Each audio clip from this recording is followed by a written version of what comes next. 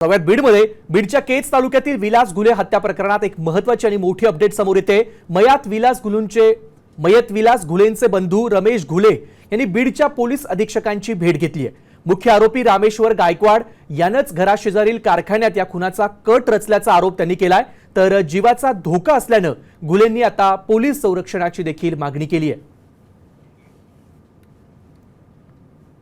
मुख्य आरोपी आहे रामेश्वर गायकवाड। त्याचं जी प्री प्लॅनिंग झालं, त्याचं घर आणि कारखाना फक्त 100 मीटरचं अंतर आहे। त्याच ठिकाणी प्लॅनिंग केली ते एका वेळेस देण्यासाठी सांगण्यासाठी आलो होतो।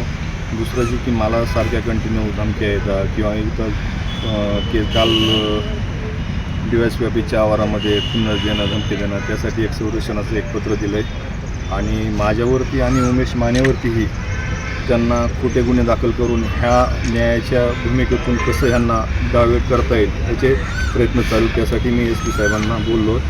SITमध्ये बी काही कर्मचारी हे करायचे होते, ॲड करायचे होते, की आम्ही ते नावं आज SP साहेबांना दिले।